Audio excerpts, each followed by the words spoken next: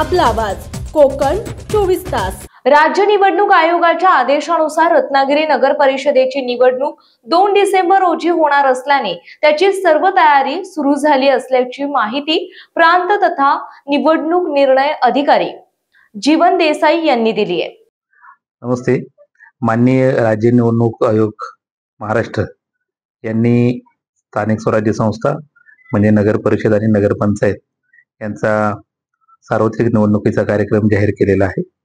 त्यानुसार रत्नागिरी नगर परिषदेची सार्वत्रिक निवडणूक देखील या टप्प्यामध्ये समाविष्ट आहे। तर हा जो कार्यक्रम जो दिनांक 4 नोव्हेंबर रोजी जाहीर केलेला आहे त्याप्रमाणे ज्या महत्त्वाच्या टप्प्याच्या तारखा आहेत ते मी सांगू इच्छितो। नामनिर्देशन पत्र दाखल करण्याची सुरुवात ही 10 नोव्हेंबरला आहे आणि नामनिर्देशन पत्र दाखल करण्याची अंतिम मुदत ही 17 नोव्हेंबर पर्यंत आहे।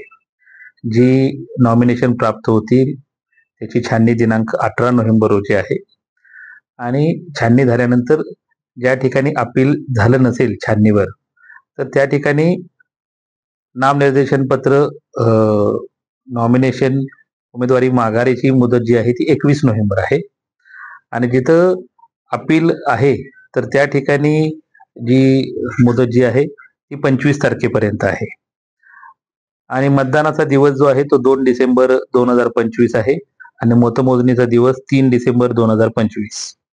आता रत्नागिरी नगर परिषदेमध्ये एकूण 16 प्रभाग आहेत आणि एकूण सदस्य संख्या आहे 32।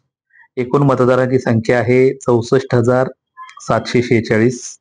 त्यातले पुरुष मतदार आहेत 31,324, महिला मतदार आहेत 33,421 आणि इतर मतदार 1। रत्नागिरी नगर परिषदेमध्ये एकूण मतदान केंद्राची संख्या आहे 69। या 69 मतदान केंद्राची जर विगतवारी करायची म्हटली तर एक मतदान केंद्र असलेली एकूण 14 ठिकाण आहेत। राज्य निवडणूक आयोगाच्या आदेशानुसार काय असेल रत्नागिरी नगर परिषदेच्या निवडणुकीची प्रक्रिया याबाबतची सविस्तर माहिती प्रांत तथा निवडणूक निर्णय अधिकारी जीवन देसाई यांनी पत्रकार परिषदेत बोलताना दिली आहे। नंतर 2 मतदान केंद्र एकाच ठिकाणी आहेत म्हणजे लोकेशन अशी 14 ठिकाणे आहेत।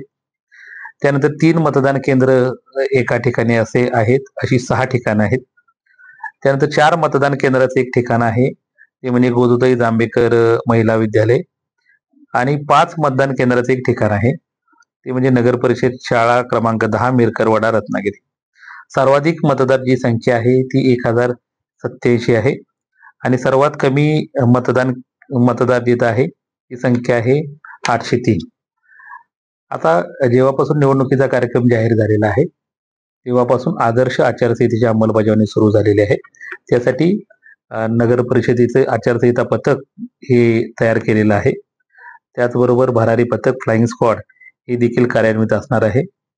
एक नियंत्रण कक्ष देखील इथं सुरू करण्यात आलेले आहे आणि आचारसंहितेची काटेकोर अंमलबजावणी रत्नागिरी नगर परिषदेच्या कार्यक्षेत्रात सुरू आहे आणि सगळे जे बोर्ड असतील बॅनर होर्डिंग तर ते सर्व काढून घेण्याची प्रक्रिया ही सुरू आहे आणि त्याचबरोबर यापुढे ज्यांना प्रत्यक्षात नॉमिनेशन सुरू होईल नॉमिनेशन सुरू झाल्यानंतर किंवा प्रचारासाठी जे बॅनर होर्डिंग वगैरे लावायचे असतील खाजगी जागेमध्ये तर त्या जागा मालकांची लेखी संमती देखील आवश्यक आहे आणि त्याचबरोबर स्थानिक स्वराज्य संस्थेची देखील परवानगी आवश्यक आहे। त्याचबरोबर ज्या परवानग्या वेगवेगळ्या लागणार त्या मिरवणुका असू देत त्याचबरोबर सभेसाठी असू देत तर ते 48 तास अगोदर अर्ज येणे आवश्यक आहे।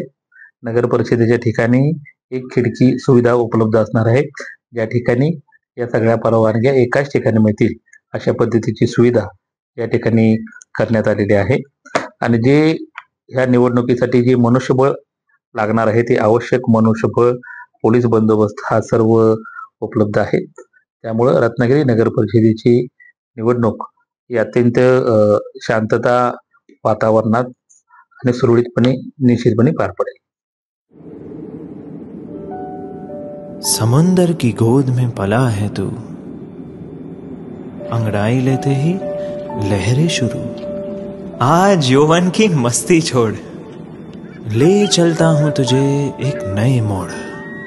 आजा, तुझे माँ पुकारे अब। छेड़ देते हैं बीच से कुछ शरारत हंसी, गले लगा ले उसे ए फकीर। इंतजार कर रहा है तेरा तो, चल दे देते हैं उसे फसल की खूबसूरती तो। आजा, तुझे माँ पुकारे अब, उन्हें भी देनी है एक नई पहचान। आजा, तुझे माँ पुकारे अब। फिनोलेक्स पाइप्स पहुंचाए पानी को अपनी माँ के पास। महाराष्ट्रातील तसेच कोकणातील महत्त्वाच्या बातम्या पाहण्यासाठी कोकण 24 तास न्यूज चॅनलला YouTube वर सबस्क्राइब करा आणि बेल आयकॉन प्रेस करा।